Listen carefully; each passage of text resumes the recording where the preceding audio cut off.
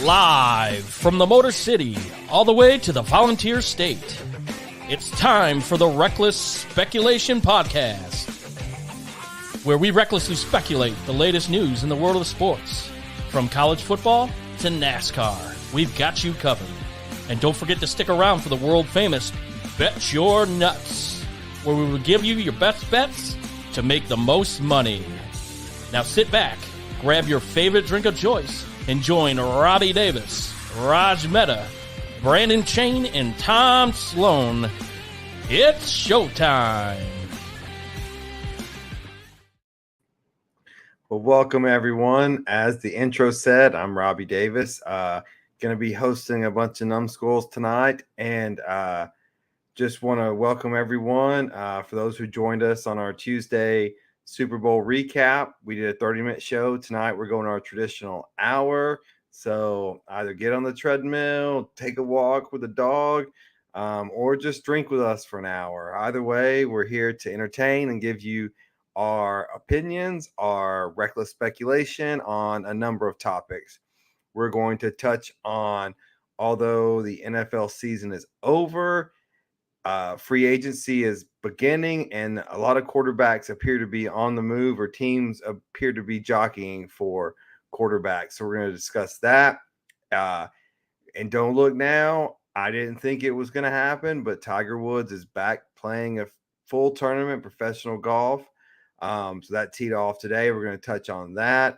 We're going to touch on this weekend's big event, the Daytona 500. And finally, we're going to touch on college basketball now that football is over. We're transitioning into college basketball. So with that being said, before I introduce our show members tonight, we have a special guest, a wounded but fighting QB1, Randall Cunningham, pictured here in his attire for the next, it's got to be what? 8 more weeks. 10 more weeks? Yeah, about that. Yeah, so 10 more weeks. Randall, how are you? Glad to see you. Now you came on the show with voice only, but now you have finally shown us this radio face of yours. How are you, man? And how are things going? I came on here tonight first just to tell you how thankful that I am to be here and be able to appear. Two, so many people have reached out to me from RiverCity-Media. Robbie and I started this Reckless Speculation RiverCity-Media 2 years ago, Selection Sunday, and it has grown so fast that I went to take a little step away, Robbie, a couple of month break, and before I could make it back, I had a car accident, and you realize how much you miss something. But the real reason I'm here is to say thank you to everybody that has wished me well, but really to salute you guys for carrying on the banner of RiverCity-Media and Reckless Speculation while I've been under the weather. And I just did an hour on the old wrestling show, and it was good to do it, man. I cannot believe it's been 2 years. I really can't. Well, I can tell you, I enjoy it as much now as I did the first time we got on and was just like, hey, let's just get on and talk about the bracket being revealed. It was as simple as we made a Facebook page and went live. Yeah. And that's all we knew how to do. So it was. But Tom and Raj and you and Brandon have done an amazing job with Reckless Speculation. We've went through a little growing period. And things kind of moved around, but we're getting back to our old ways. This is the flagship of RiverCity-Media, and I'm glad you all kept it going while I was out. Well, thank you, my friend. Anything else you want to add before we start the show? Lamar Jackson's going to Atlanta, so start the show after that. All right. Well, take care, Randall. I'll see y'all soon. We'll be in touch, and then we'll talk later. All right, brother. Y'all have a show. All right. Well, without further ado, welcome up from the voice of the introduction up in Michigan, Tom Sloan. Good evening. How are we doing tonight? Hey, how good is it to see Randall in good spirits? And showered and some clothes on. He does live, we've only heard him in voice only, so he looks good and he's moving around, and that's all anyone can ask for. And we're all really thankful that, his recovery seems to be going really well. And each week he's making appearances, and before you know it, he's going to be right back in the thick of things. And I can't wait for that. I know. And then from the Nashville area, we got Brandon Chain. What's going on, boys? Oh man, just living the dream. You got to talk to Randall a little bit. Your thoughts seeing him. Man, it's great to see QB1 back in it. The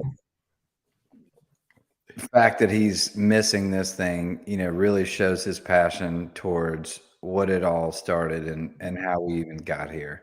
I mean, This started as a couple buddies talking and trying to get on a podcast and just doing whatever, having fun.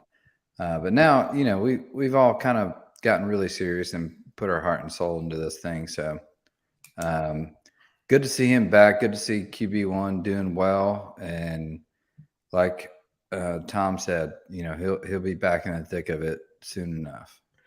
Yep. And then my fellow Chattanoogan, Raj Mehta. Raj. What up? I usually don't publicly announce that, but no, I'm just kidding. I'm proud to live in Chattanooga, which is what, the scenic city? Is that what we call it? You think all your friends from the West Coast that send you Christmas cards don't understand where they're sending them? I think most people, including my wife, hope it's temporary. Oh, she'll stay here, by the way, that I'll go back.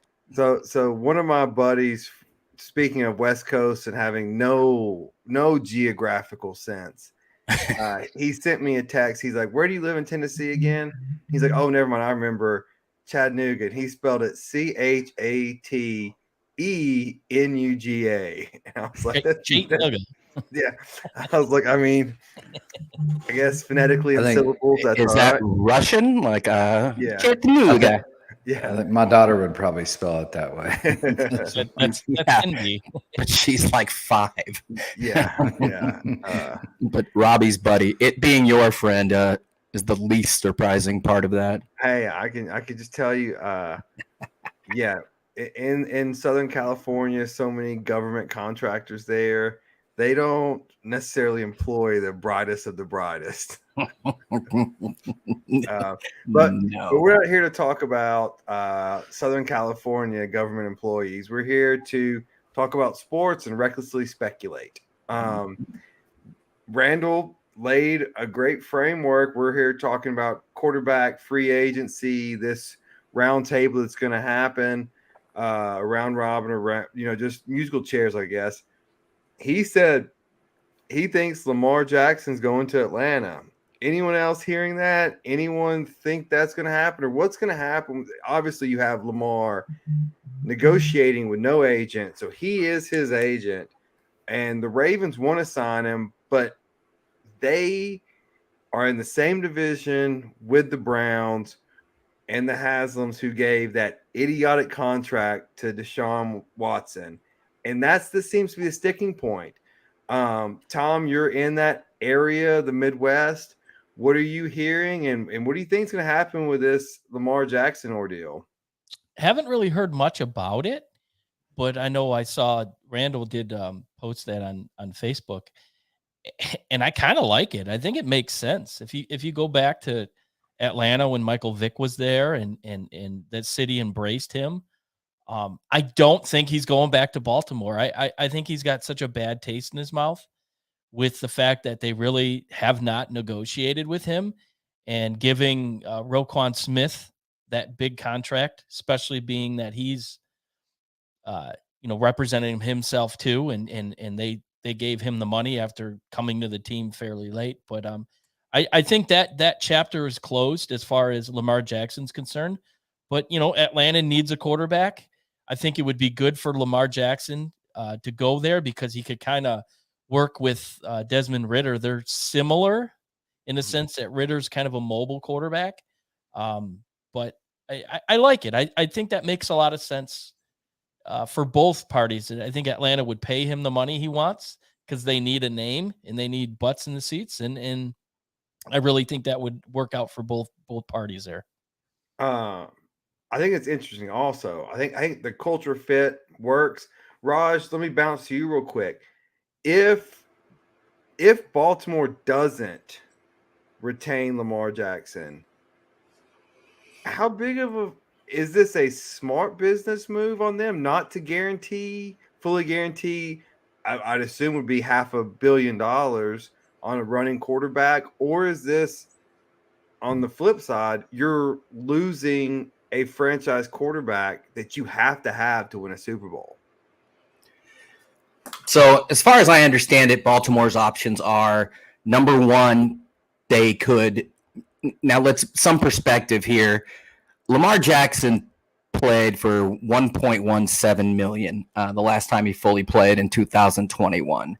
Baltimore has had 2 full years to sign an extension and to negotiate. I believe they offered 6 years, $250, which would have put him around the 42, like AAV, average annual value. And he said no. I personally think, even though he loves the people, Lamar Jackson's pissed. And I don't think he wants to stay in Baltimore. Now, Baltimore can exclusively franchise tag him for 1 more year at, I think it has to be $45 million. Yep. They can tag him, which is unrestricted, in which another team can match. But I believe they would basically deserve, or they'd be entitled to some sort of compensation. Yeah. So the way it works. So there's the exclusive franchise. That's what Washington did with Kirk Cousins. Yes. They pay him, he can't leave. The other one is a conditional or some word franchise.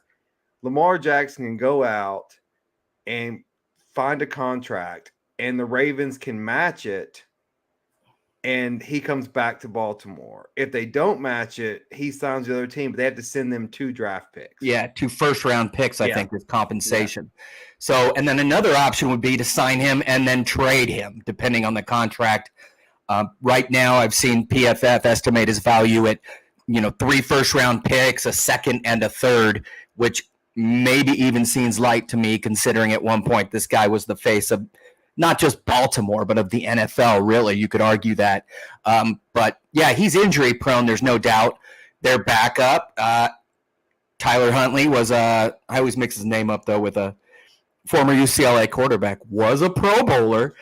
And the question remains, can he do enough of what Lamar does in that offense that's built around that and that running game when they're healthy, and Andrews and Dobbins to win games? Baltimore is in a pretty good cap situation. I think they're 9th in the NFL at like $26 million. But really after Deshaun, maybe this whole thing with the Browns is going to look brilliant because Lamar Jackson probably is not going to stay in that division because of that. He's pissed, and Baltimore's not going to be able to afford him. Yeah, and Raj, I want to keep you on the screen. Brandon, I want to bring you on and touch on this notion about 2 first-rounders and all this for compensation, because Raj is a Raiders fan. Brandon and I were both Titans fans. Tom's Lions get high draft picks all the time, so it doesn't matter. But the 3 of us, we routinely see our teams blow first-round picks. I don't understand what the hesitancy is to trade them. We blow the first-round pick almost every year. So get rid of them and get a proven commodity, and then build later in the draft. What are y'all's thoughts on that? Brandon, I'll start with you. Yeah, so I definitely think they franchise him here. They put a tag on him, and they try and get something back. You just can't let him be a free agent out there on the market. You're not going to get anything in return. It's just a bad investment. He can't do that. Oh, he can't. No, he can. They can franchise him, conditionally franchise him. But yeah, he can't just walk. Okay. So, well, that was to my point. There's no way they're going to let him just walk if that was an option. They're going to do a franchise tag if they cannot come to terms. And they've been butting heads, like you said, for almost a year and a half now. 2 years almost trying to get a deal done. Lamar doesn't care. He wants to play. And what was sad to see was he's given everything to that franchise, and he gets injured. And now, you look at the flip side and the business side of it, and they're like, well, so what? Blah, blah, blah. He's going to get a tag, and I think they're going to make some deals in the trade lines, and I could see him going to Atlanta. I think that could fit, to be honest. And there's a lot of rumors. When I first heard that, I was like, "What? Atlanta? Really?"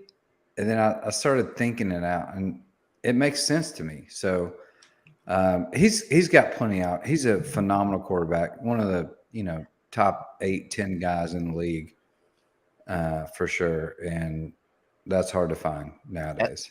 Atlanta's got almost 57 million in cap space. The Bears are number one at 97, then Atlanta, then the Raiders, who are at about 46 mil. Two of those three teams, they got plenty of money. Need quarterbacks badly. So Raj, I'm gonna ask you this question. So in Todd McShay's latest mock draft, oh God, they've got the Raiders selecting Will Levis. Surely you trade, if you're the Raiders, surely you'll say, I'll give that pick up and I'll give up our next year's first round pick and have Lamar Jackson, pair him with Devontae Adams, with tight end who has talent. I mean, their defense is a problem. That would solidify their offense in a division where you have to beat Kansas City.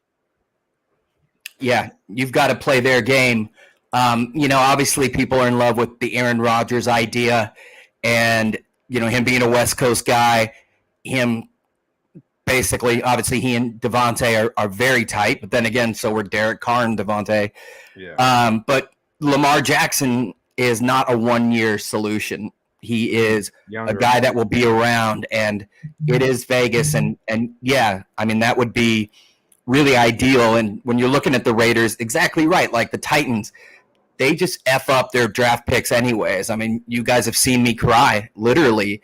In fact, their last, 4 first-round draft picks are either cut or out of football. The last 4 first-round, I'm not talking about 4 from like 10, 15 years ago.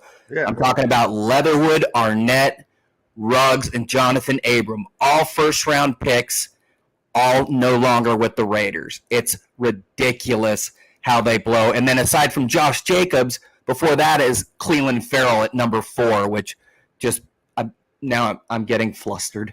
Yeah, I mean, honestly, you if you're the Raiders, you say, hey, I'll give you 5 first-round draft picks and trade for anyone in the league, and they'll probably do it, and it's a good deal for the Raiders. Absolutely. They have to acknowledge that they will screw it up, that their scouting is the worst. But, you also have a huge voice now in Devontae.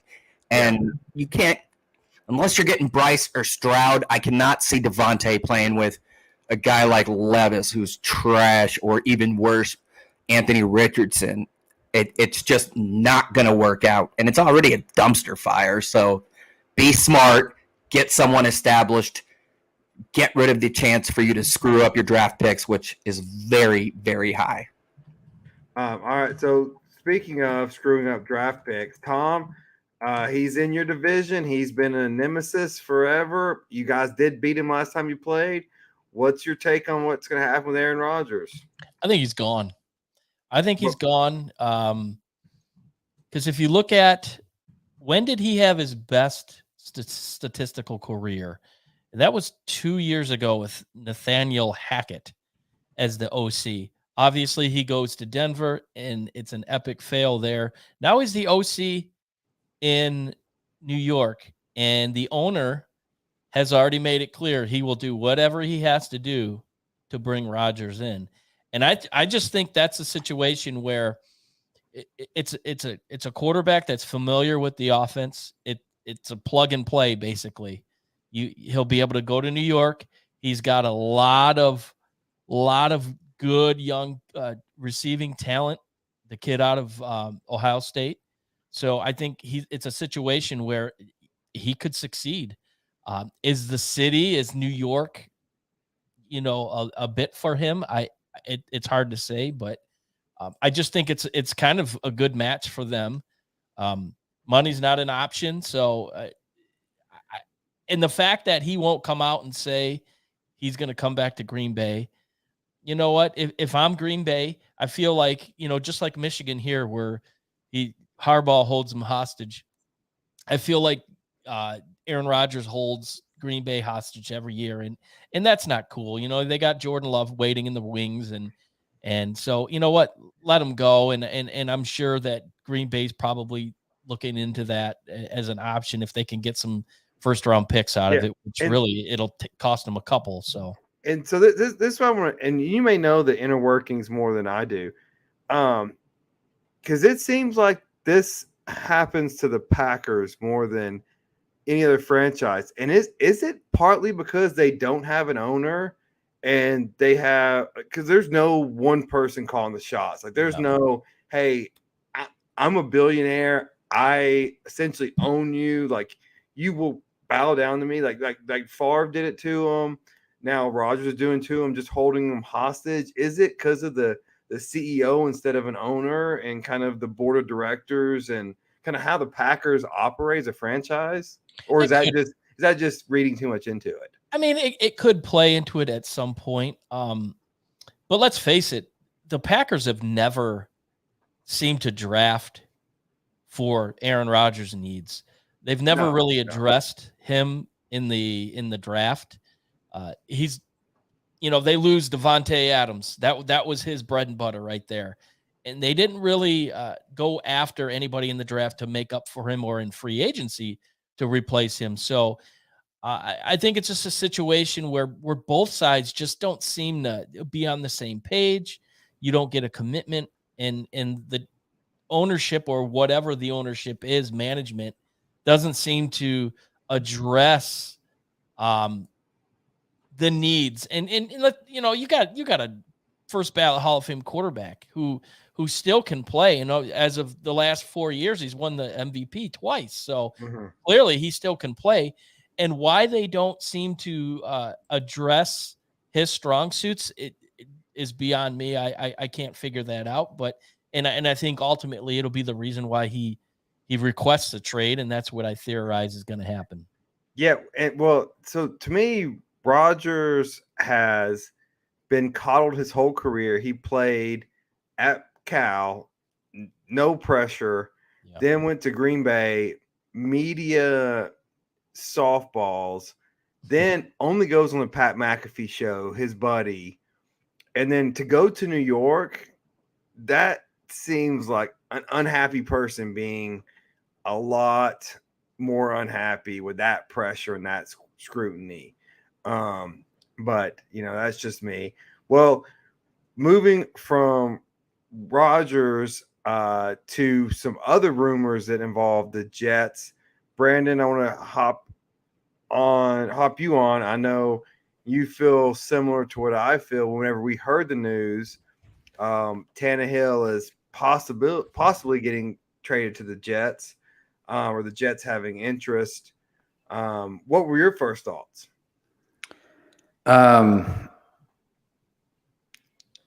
First thoughts are, thank God, Titans are trying to make a move here. Second thoughts, Tannehill is a top 15 guy. Excuse me. Top 15 guy in the league. I agree, yeah. And you're not just going to find a Mahomes or an Allen or a Burrow or, Lamar Jackson just waiting in the whims to be drafted. Like, that's just, these guys are special talents, some of them generational talents. Tannehill's a top 15 guy, and a job that's really, really hard, and there's only 32 of them. So you don't get a whole lot better unless you just get lucky and draft someone. But at the same time, Titans are over it. Titans are over Tannehill. I think the whole offensive coordination deal, we're trying to restructure that. I'm not happy about the new signings, but, we'll see where that goes. but sometimes change for the sake of change is good. And I think Tannehill could succeed in the Jets offense because of their weapons. They have a few more weapons than us, and their offensive line is way better than ours. So as a landing spot for him, yeah, that could be good. He could, resurrect his career for the third time. But yeah, I'll just be happy to get rid of him and just change for the sake of change. All right, so this is my reckless speculation thoughts when I heard this news. First thought was, all right, ownership realized that the window's closed. Henry's been great. He still is great. Tannehill's been serviceable. Still, I agree, a top 15 quarterback. But they don't have the weapon. Once you trade away A.J. Brown, you don't have the weapons to beat Kansas City or Cincinnati or Buffalo. So what do? You can't be the Jeff Fisher 8-8 Titans and just get the same middle of the road draft pick. It's been not necessarily debated so much on this show. It's been debated on our private text thread about the Titans, and it's no secret us taxpayers are ponying up a ton of money to build a $2 billion stadium. I think the Titans are going to tank to try to get a high draft pick, a new rookie quarterback to sell these PSLs, to sell everything, to get this whole new stadium broken into with a fresh team. So that's kind of where I think the Titans are going with this. Is they're not good enough to win, so let's break it all down, burn it all down, and let's try to get a high draft pick and start all over. Brandon, you're in the Nashville area. What do you think about that? No, I don't disagree with that at all, and I would actually welcome that at this point. I think it's smart business. Like, I'm not saying I think at this point we need a full rebuild. Like, we've been trying to piece in, players here and there. Lawan, he's great when he's healthy, but he could never stay healthy. And then, the offensive line just started falling off piece by piece, which with a quarterback like Tannehill, you've got to have that protection. You've got to have certain aspects of the offense working for him and his strengths. And Derrick Henry was one of them. A.J. Brown was another one. When we traded him away, I mean, there was really nobody. I mean, Nick Westbrook, Akina. I mean, that was like our. If they know what's coming, they can stop it. Yeah, so I'm all for a full rebuild, and I hope that's what happens. But it's been frustrating for the last couple of years because, like you said, we've got one of the greatest running backs in the league, if not the top, and we're wasting that window. Well, I know this is one of the few years I can remember. Both you and I have we both have tickets. And we both just been like, it's not worth going over there. It's just not. No, I know. I mean, it takes a lot. So I've got a 7-year-old child, and to coordinate everything, whether it be childcare or her coming to the game, and it's a full day event, and it takes a lot of coordination, for a small family. And I can't imagine, people with multiple kids to want to come to watch a game and then, see the results that we've seen lately. So, and it's just boring football, and that's it's terrible. It's not good. Yeah, QB1's not with us anymore. But I can tell you just the difference in whether winning or losing, but between the Vols playing exciting football and boring football has been night and day. We're going to end this quarterback conversation. Raj, the Raiders, they have an opening. Derek Carr has been shown his walking papers. I believe this is a clean break, right? No salary cap hit. This is clean, or is that incorrect? It is clean. Okay. They, by the way, for the rest of the world, I'm tripping on the Tannehill top 15 thing. I just want to say that is not the attitude maintained by everyone on Reckless Speculation. Thank you for letting me say that. As for the Raiders, it's clean. They have that $46 million to spend. And we talked about this briefly before. I think this is where you were going. Rookie or established vet. I agree entirely with you that Aaron Rodgers is not New York City media. He's kicked back. He's end of his career. He liked Green Bay. He's currently on a darkness retreat, which is basically sensory deprivation, isolation, alone in a dark room for 3 to 4 days. People pay big money for that, actually. But, yeah, that is not him. And I know people will say Las Vegas, blah, blah, blah, but Vegas doesn't really give a shit. Like, the Raider fans are hardcore, but it's not like people in Las Vegas care that much if the Raiders win or lose. Like, Raider Nation's all over the world, but like the media is not that bad. Exactly. Vegas, the fans are bad. Like, they're intense, but the media is not. Exactly. And Jets fans, number one, in parts of New York that are just, they'll, jump off buildings. And number two, the media, if they smell blood in the water, you're donezo. You have to be friends with that media, and that's not him. Another guy, Lamar Jackson is a possibility because the Raiders have money.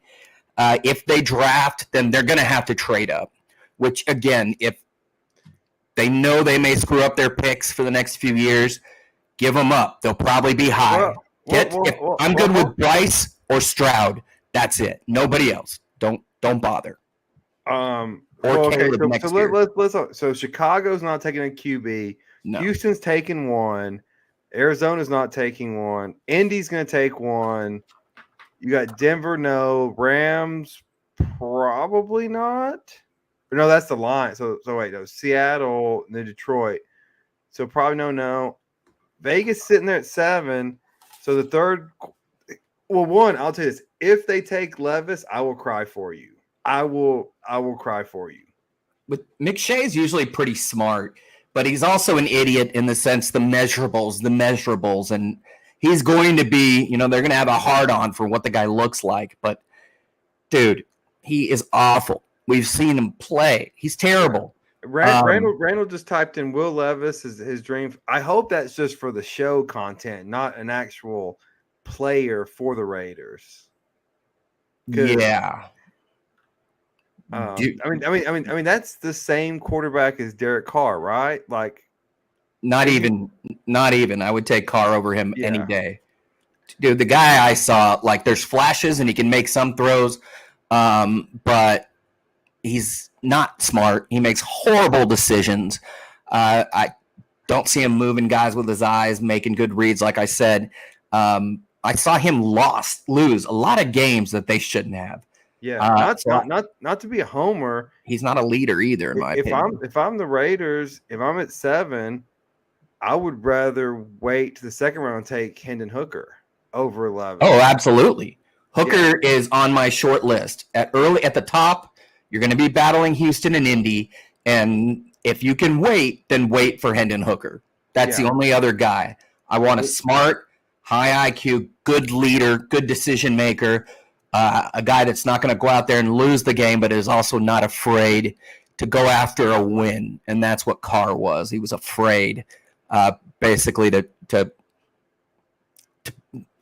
don't get me started. Again, rarely speechless.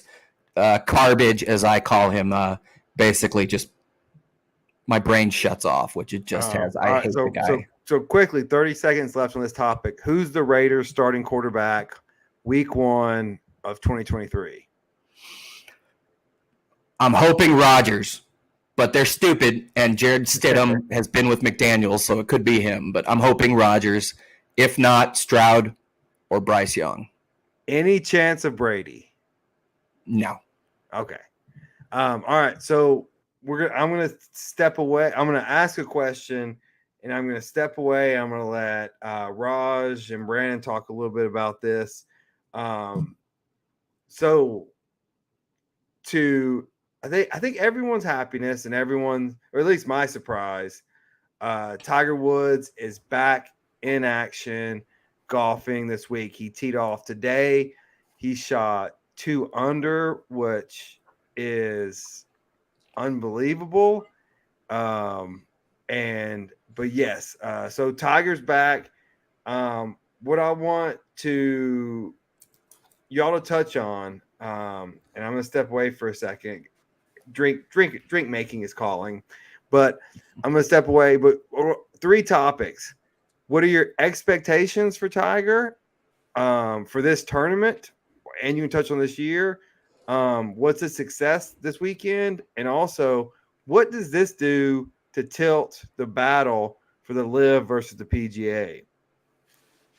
Tom's not here, so Brandon, will start with you, and I will back away briefly.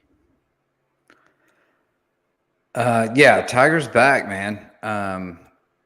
So I watched a little bit of it today, this afternoon, and to see him play again is phenomenal, obviously. And then to see him outdrive JT and Rory, some of the younger, top 5 in the country or world, was pretty impressive as well. He's striking the ball well. His ball speed's up at like 178, 180, which is, if you're not a golfer, that's really, really good. He's a little rusty on the feel shots, the putting, some of the shorter chips, but he held it together today, and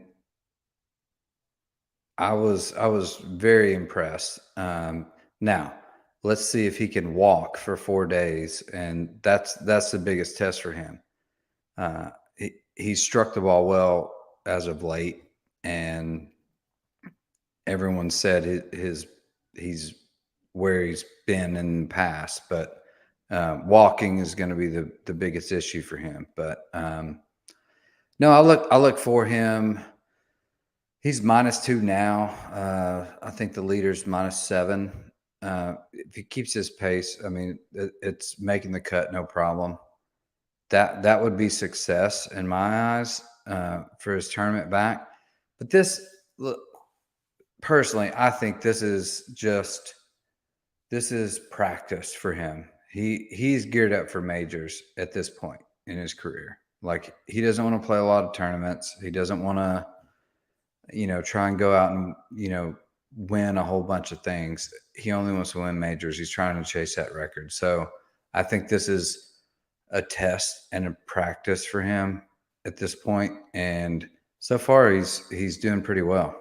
Raj, what do you have to say about that? I read, by the way, speaking of you talking about him out driving Justin Thomas, there was a tweet where somebody had photoshopped, like, Tiger Woods was handing him something, and the Photoshop was a tampon. And so we don't believe in misogyny here, but that made me laugh. Tiger said that it's basically like somebody asking a football coach or something like, what's your goal for tomorrow? And you look at him and it's like, it's win, I'm here because I want to win, and I wouldn't be playing if I didn't think I could. And Tiger, he said that. He said, I am playing in this tournament because I believe I can win. That, that's the mentality. He's definitely got the Mamba mentality. There's no doubt about it. He ended up hitting birdies on 16, 17, and 18. And that's the first time he had done that, 3 consecutive birdies since the Masters in 2020. In the final round, I think we know how that ended up. I believe that was it. But yeah, man, it's awful because his body has been through so much. And I was researching it today.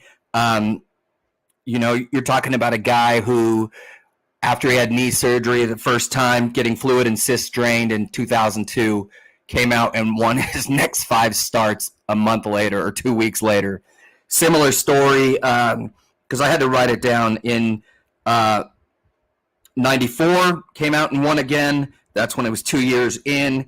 In 2007, it's probably the most remarkable, when the guy tore his ACL, which anybody that's ever played golf knows that you need. I don't care if it's a stability thing, with anything, with balance, walking, weight shift, anything.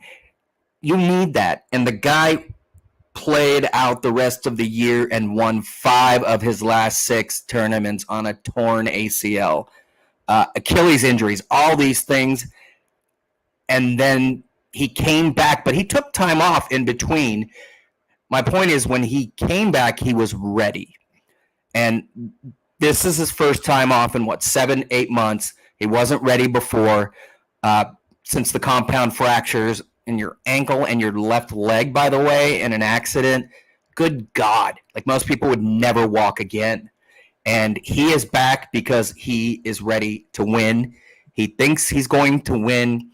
And even though sometimes it's hard looking at him walk the course, which that's a lot of walking, man, over 4 days. And I mean, you do it all the time, but my ass would be struggling. But Brandon he's doesn't there to walk win. the course. Oh yeah, my bad.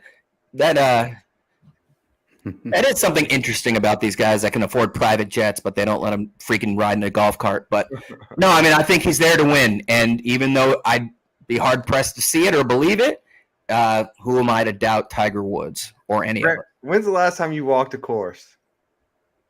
Probably 3 weeks ago. Oh, out on one of your numerous vacations? No, I like walking the course. No, I would too. In like OT4 or something. Well, I don't carry my bag. I've got a little robot cart that follows me, but Oh, yeah, God. I've seen it. I haven't played golf in a year or so. All right, Tom, anything to add on Tiger Woods and your golf wisdom? I think PGA needs Tiger Woods at this point with, obviously LIV's not going anywhere. So they're relying on big names, Fowler and the other big younger names that they have. So it's a key moment for the PGA Tour to have him come back. And I think they're really hoping that he comes back and plays in more tournaments that aren't majors. So, that'll be remaining to see. But as an aspect of success in the PGA, you're going to need him there. And, on a side note, I'd like to see the PGA do a lot more tournaments like they did last week at the Waste Management in Phoenix. Like that whole 16, that will definitely get more people fired up for golf, and that will get people fired up for PGA golf if they have a setting to where they're in a stadium like they do on the 16th hole. And it's just the atmosphere is crazy. So I think that it's something you're going to see the PGA start to do a little bit more, seeing that LIV is luring away a lot of their talents and upcoming potential talents with the money that they have. It seems like they have endless amounts. So between that and Tiger playing, it's kind of a must for the PGA. Yeah. And so we're rounding about 15 minutes left. I think y'all have made it clear that I'm the only one that wants to speak on the Daytona 500 and the start on NASCAR. But just like a little brief introduction, I'll try to get you guys in on NASCAR. So this is they call it the Super Bowl of racing. Do you guys watch this? Is this entertaining to you? Is this the one race you check into, or is this just a sport you guys just skip over entirely? I got addicted probably my senior year of college, kind of faded off some in my California years, but have really gotten back into it. Post-COVID, when they were the only sport going, really got into it. Now I'm in fantasy NASCAR leagues and just really like it. So, Shane, I'll go to you first. Is the Daytona 500, are you tuning in on Sunday? Oh, for sure. Yeah. For sure.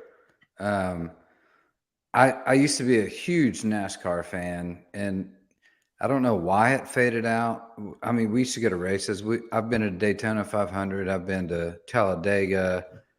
Bristol. I mean, some of the big ones, and it's awesome. It is so much fun. And I don't know what happened in that transition where I kind of faded out of NASCAR, but because of this podcast, especially, I'm starting to try and get back into it a little bit. So I will definitely be tuning in. Some new familiar names, or some familiar names and some new names. Travis Pastrana actually qualified, which if people don't know him, he did that like Nitro Circus kind of deal. He was a big biker guy and, did all that kind of thing, which, I mean, he's in like the top 25 qualifying right now, which is pretty impressive. So yeah, I'm definitely looking forward to the transition, life after NFL kind of deal. You got to find things to keep your entertainment up, and NASCAR is definitely one of them. And I agree with Robbie. If you haven't gotten into it, definitely check it out, because there's a whole lot more that goes into this sport than just watching them go around in a circle. There's so much strategy, so much science behind it, and if you actually dig into it, it's pretty entertaining. Yeah, and I don't know what channel it's on. I don't know what the show's called, but there is a show that Austin Dillon, it's kind of a reality show, and like you see his pit crew and what they go through, and like how like the tire runner is his kind of best friend, best man. Like, it's a close-knit community, and yeah, everything is extremely important. And when you're they driving 20 live, miles an sleep, hour, and breathe together. I mean, it's a very, very close team. Tom, well, Brandon, well, I'll let him go. Well, Brandon, so you said you're watching it more for the show now, so you're checking out other races as the year goes on too. Yeah, for sure. This is kind of the transition. Same thing with college basketball. So last night was the first real college basketball game that I watched Ohio State a couple times, but they're so bad this year, it's hard to watch. It was fun to watch last night. Alabama Vols had money on the game, was definitely pulling for the Vols, and it all worked out well. But that was exciting. It was fun. It was a defensive game. It's completely different than what you see typically in college basketball with a bunch of threes and all that stuff. So I do love that about the sport. But anyway. Yeah, Tom. So, are you watching Sunday, and are you watching throughout the year? Yeah, no, I got to be honest with you. I never really got into NASCAR. My brother got into it after, conveniently after Dale Earnhardt passed away.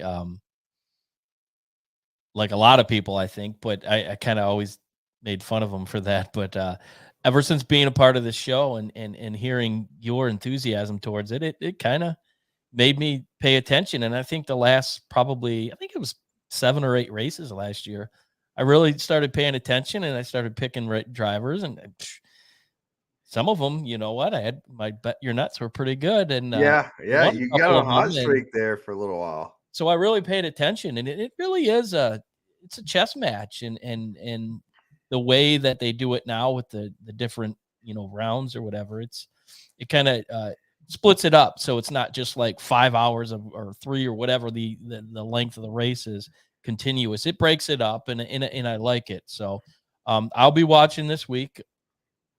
Unfortunately, I have to go into work, so I'll be watching it at work. So but no, in kind of as the season goes on, I'll be paying attention. So it's exciting, and it's new for me, and and being a part of the show, I want to try to gain as much knowledge that you have. So and then we can kind of have a nice friendly wager. Well, before I go to Raj, NASCAR stupid crowd, what I really enjoy about it is, from a gambling standpoint, is it's a very transparent sport, as so much as like you can watch qualifying, you can see their times, and you can see who's got the best car. and what their driver looks like, and then the teammates. You can stack it all up and really make educated guesses, and all the odds are really good. Raj, are you watching this weekend, and are you going to watch any throughout the rest of the year? I've actually got a lot. No. That's why I said before we go to bad news, Raj. But Raj, you are like me, a huge college basketball fan, and let's transition to that. Football's over. You're not worried about NASCAR. I know you've been involved. You're like me. You watch from the first game as it progresses. Now it does kind of change though. Now that you're on Twitter, you're on social media, people start to get engaged now. Tell me about the transition now from basketball to the end of March.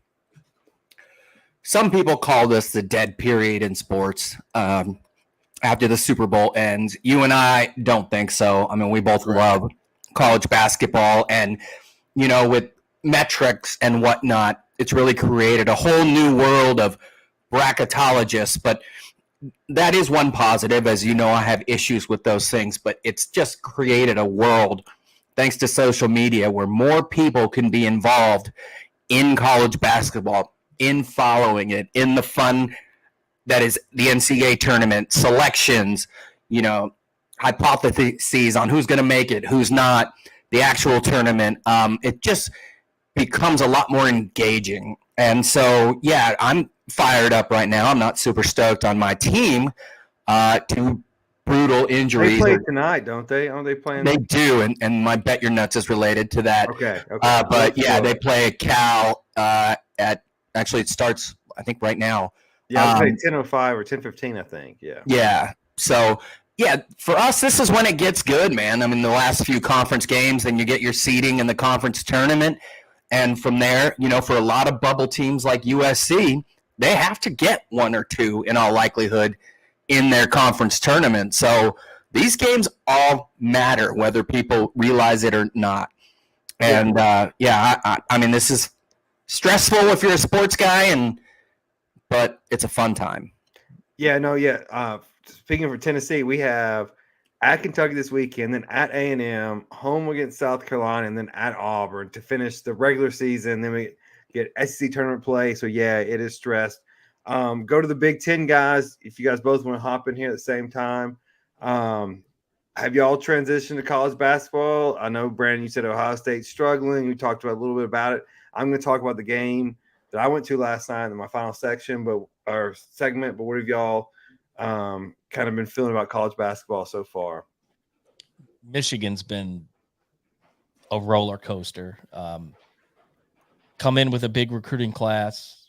Juwan Howard's all the hype, and he has not been able to put it all together. His star has kind of starting to fizzle.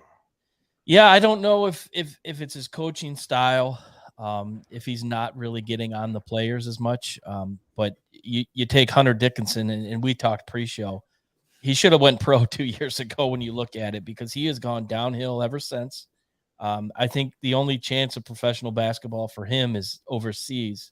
He's been a disappointment, and I think the team kind of feeds off of him, kind of follows his flow, and when he's off, the team's off. You got Jet Howard, who came out the gate hot, freshman, Juwan's youngest boy, and he showed a lot of promise, and he looked like he was going to be a one and done, but I don't know if that's the case anymore. It's been a disappointment. There's a lot of high expectations coming into this season. The last 3 or 4 seasons, they made the Final Four a couple years ago. So it's been, you know, they had a bit of window opened up, like they could have a chance, and it's closed. So basically the only opportunity they have to get into the tournament really at this point is winning the Big Ten. And I don't see that happening. So it's, as a Michigan fan, Indiana, Purdue, they're really good. Purdue Brandon, loses tonight. So yeah, Brandon, you already touched on your college basketball feelings, so we're going to move forward from you. We're going to start you though with the Bet Your Nuts pick. And so, what do you got for us? How can our followers make some money? Bet Your Nuts. Tiger Woods makes the cut. It's plus 175 right now. I saw a lot of great things out of him today. He's a little rusty, like I said. Some of the field shots, the putting, it's a little wonky for him right now, but he's striking the ball really well. His ball speed's up. He's great. Now, hopefully, making this pick, he can make it, 4 days walking, hopefully 2 to make the cut. But plus 175, that's a really good value. Tiger to make the cut. I love that bet, and good 30% of your stack on it. I would feel comfortable. All right. So Tiger makes the cut plus 175. Raj, we're going to you. What's your bet? You've already teased us a little bit for the game tonight, which is in action. So you have to be live betting now. Yeah, it's bet against USC at 16. Cal getting 16 points. Cal's terrible. Sure, they're 3-22, but if you look at matchups and when they're healthy, they're actually competitive. They lost by 15, I think, at Colorado, and around the same or 13 at Colorado and 15 at Utah. Both much tougher places to play than the Galen Center. Basically, LA on a Thursday against a crap team. It'll be a small crowd. SC is missing Less than 2 dudes. 5,000 people. Oh, easily. SC missing 2 key critical dudes, especially in the post, and Cal actually has some solid post players. It's their guards that have issues. So I think SC will win, but just getting drubbed at Oregon and lost at Oregon State, which was ugly. I would take Cal all day here. SC is not going to run away. All right, Tom, what do you got for me? And I apologize, I missed the pause. That's okay. We'll do that next week. Yeah. It'll be a nice addition to the broadcast. So now that NASCAR's back, I felt like I had some good success last year. I am going to go with William Byron, who is currently qualified at number 3. He's at plus 1,600. I like him to win the Daytona 500. Go ahead. You are speaking my love language. So this is the ultimate pin your tail on the donkey race. Long shots often win. I think last year was 100 and something to 1. Austin Cedric. I am also taking a race. Austin Cindric. Sorry. I am going Corey LaJour at 100 to 1. The number 7 car. I like his team this year. He's been close in a lot of races, super speedway races.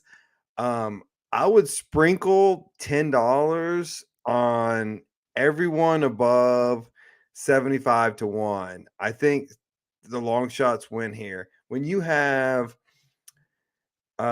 Blaney 12 to 1, Hamlin 13 to 1, it's a wild card race. So just pick some numbers and enjoy the show. This is race car roulette. And don't forget, Jimmy Johnson's back after. Yeah, well, he's got to qualify. He's got to get in, so he's got an open slot. So he's got to qualify and get in. But yes, he is back at 23. He's qualified at 23. So they've already done that. Yeah, and then Pastrana, like Brandon was saying, he's number 25. But I also have a bonus net for one quick second. I like the Clippers tonight. They're a 1-point dog. They're at Phoenix.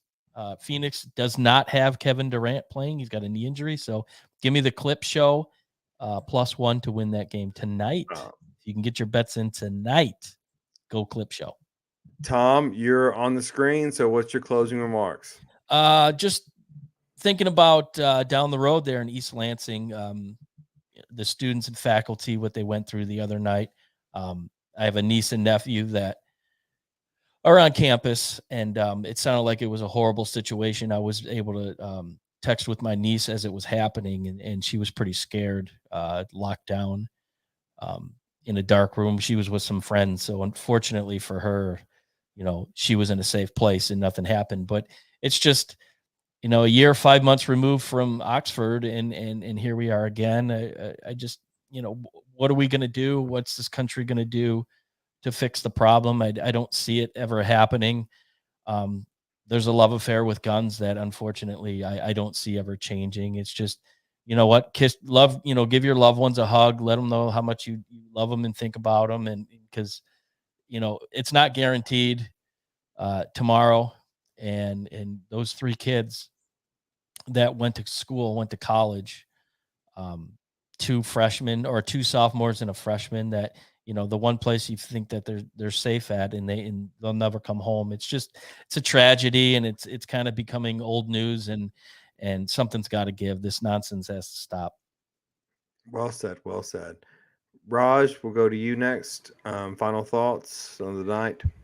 Yeah, along the same lines, just a perspective is that one issue when it comes to any sort of prevention or data or whatnot with mass shootings is that there isn't any sort of measuring system, any sort of federal government sponsored or anything else.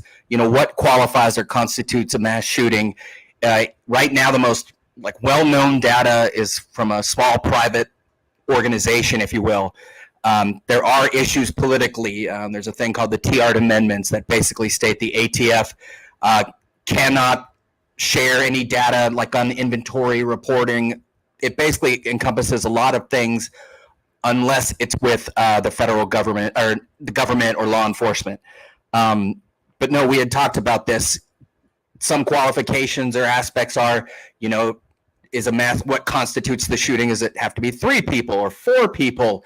Or is the shooter involved? And then there's the flip side justification. Well, people kill people, and most of this happens in inner cities or whatnot. I won't continue down that path any further, but there really isn't any federal government research-based data measurement, anything to support one side or the other. And until that happens, I don't understand how much more in this era of the proof, fact check, et cetera, that there has to be some sort of standard measurement system. Yes, lobbying and all sorts of other things are in the way, including political amendments, privacy, et cetera. But there's just, we're past the thoughts and prayers. Where if the shock value of kids and at Sandy Hook or Uvalde or Michigan State, I mean, we're becoming desensitized to those things. So until there's hard data, until the government steps up and basically has some sort of accurate measuring system quantifying mass shootings, something where we can say, here, nothing's going to change.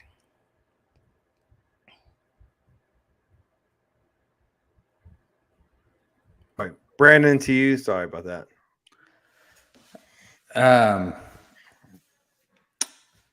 Yeah, I mean, that everything that's happened is terrible. They keep trying to make laws, on both sides, and whatever they're doing is not working. So something's got to change there. I don't know what it is. I mean, you can't keep criminals from getting guns, and, people that can get guns should be better checked in the background. So it's kind of a catch-22 in my opinion. It's awful. Something has to change there. And I agree with both you guys. I don't know what the answer is, obviously, but something has to change. After that, I'm looking forward to Daytona this weekend, trying to transition from football to NASCAR. Looking forward to watching Tiger make the cut. Like I said, bet your nuts on that. He's going to be there on Sunday. And, Justin Thomas won the PGA Tour. He was 7 shots back. So Tiger's 5 right now. Not saying that he's going to win, but it's just good for TV. If he can get, if he can finish top 25 would be immaculate success. But anyway, that's all I got. Yeah. Thank you for that. And I'll just kind of echo the sentiments that we have. I've had there's the actual text of the Second Amendment that actually lays out your right to bear arms in a well-regulated militia. The population has a right to bear arms, not individual persons. But I digress because that's too confusing somehow for people. But a couple things, and I said this to y'all in text. Imagine there being a cancer all over the world, and it kills children, people in churches, people at concerts, instantly at random and without warning. And there is a cure that can solve it about 95% of the time. And this cure is known to the world. And most of the countries are using this cure, which, by the way, is almost free of charge.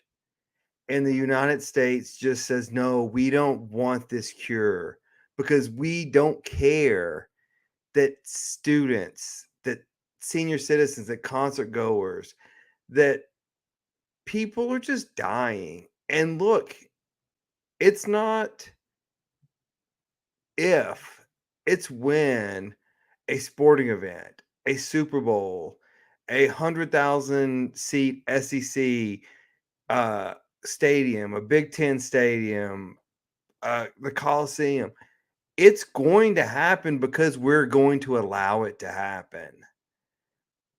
And that's sickening and that's terrible, but it's foreseeable, it's preventable, and it's inevitable.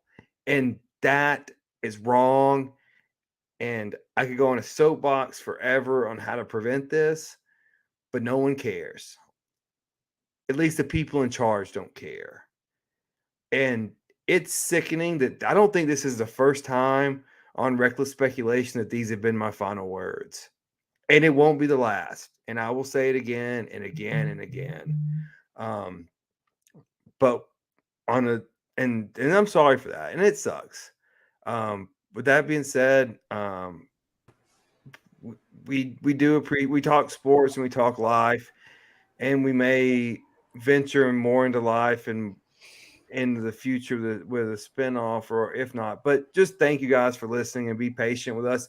And you may not agree with our sports views or our gun views or whatever views on, and that's okay. And feel free to comment. And if anyone wants to hop on and talk, we can. Because cordial conversation is what this world needs right now more than ever. And we have it in private in our text chains. When we hang out, we have it. Everyone can have it. And I encourage everyone to have it. Be cordial with each other and listen. Yep. And see other people's sides of views and see what we have in common, and then see how we can diffuse the differences. Because look, we're in this world for hopefully a long time, and it needs to get better before it gets worse. Absolutely. And that's my final monologue. And thank you guys for listening. Well said. Yep, absolutely. If you like us, please subscribe and follow, and we will be back next week talking Daytona, talking golf, talking a little bit about what we did this week. Looking forward to March Madness. But yes, thank you guys. Went a little long, but I think it was worth it because Tom directly lived it. The other three of us lived it vicariously through him about the horror of this. We all have, they have kids, their stepkids, and they're grown up in this. And so thank you. And I apologize for the long rant. See you guys next Wednesday. It'll be Wednesday. Wednesday. Wednesday? Wednesday. Oh, okay. Isn't that a famous show right now? Wednesday. It is. Yeah, on it's Netflix. like Adam's Family runoff. Yeah. I'm kidding. I know. I was being facetious. Hey, by Sorry. the way, second season of White Lotus, pretty good. Lotus. White Lotus, yeah. Lotus, yeah. White, is that a good show? Yeah. Fantastic. Yeah. Fantastic. That's a strip club in Vegas, isn't it? Oh, Final Swing just came out. I'm Oh, still yeah. watching that right now. Full Swing. I heard it's good. By the way, Or, yeah, I think Full we're Swing, out. whatever. If anybody Yeah, sees we're my out. hat, my last words, aloha, Mr. Hand. We'll see you guys One next of the week. best movies ever. Thanks for watching, everyone. Adios. Thanks for listening to River City Media's own Reckless Speculation. Don't forget to like and follow us on Facebook, Twitter, TikTok, and YouTube, searching Reckless Speculation. And catch us on Apple Podcasts, Spotify, or wherever you get your podcasts. We look forward to catching you right here next week with another exciting episode of Reckless Speculation. Cheers.